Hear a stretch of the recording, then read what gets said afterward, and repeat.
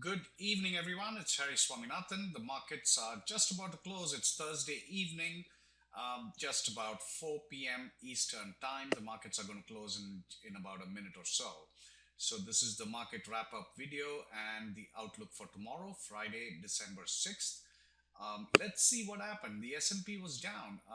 It's fairly negative sentiment all day, although it was down a little bit more, I think. But anyway, it seems to be going down at the close to the 1784 mark. So what we're looking at here is the ES charts. So ES is the S&P futures. Now the SPX itself doesn't have volume because it's not a traded security, but the ES futures tells you exactly what the sentiment is on the S&P.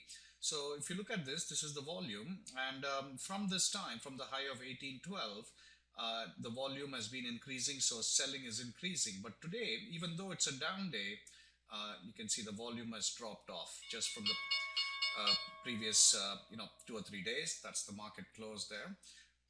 And so, this is some kind of an indicator that maybe perhaps we're looking at a positive sign tomorrow. We don't know, but and there's one more thing. Tomorrow is the jobs report, so that is going to influence the markets. But regardless, looks like the overall selling pressure has eased up, because you can see the last 3-4 days the selling pressure was increasing as the market was going down. The volume was increasing, but now that seems to have eased up today, so that's a good sign. Quite a bit of other stuff also going on with some stocks. Apple made a big deal today. Signed up with China Mobile, in the largest mobile operator in China, to sell iPhones.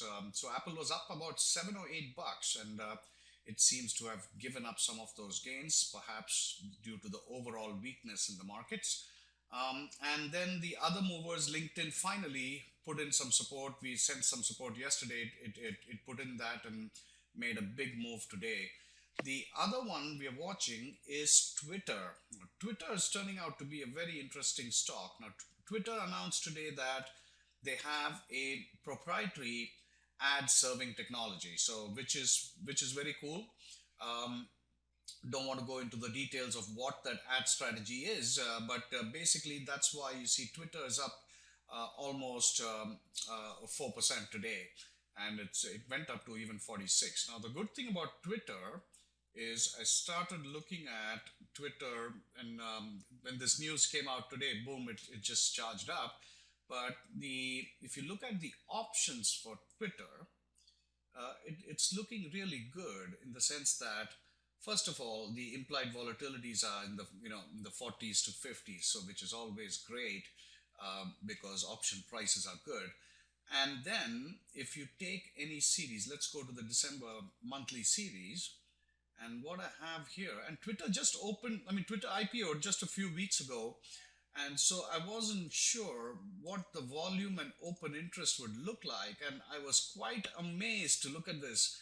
Check this out. In the thousands, both open interest and volume, both on the calls and put side. So Twitter is obviously shaping up to be a very, very interesting stock as far as the options market is concerned.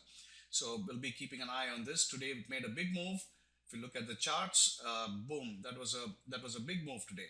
So it's still not hit its, I guess there was, on the day of its IPO, there might have been a trade or two at this level, but it's not come back to that level yet.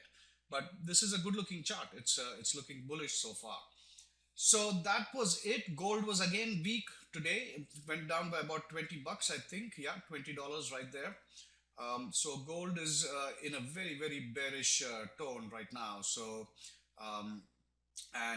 actually the way to play it might be a straddle, because one fine day gold is going to bounce, and it'll bounce about $40-50, and so the best way to take advantage of that would be a straddle. So anyway, that's as far as what's happening in the markets today and the outlook for tomorrow. So these are some of the things we'll be looking at. Thanks. Bye-bye.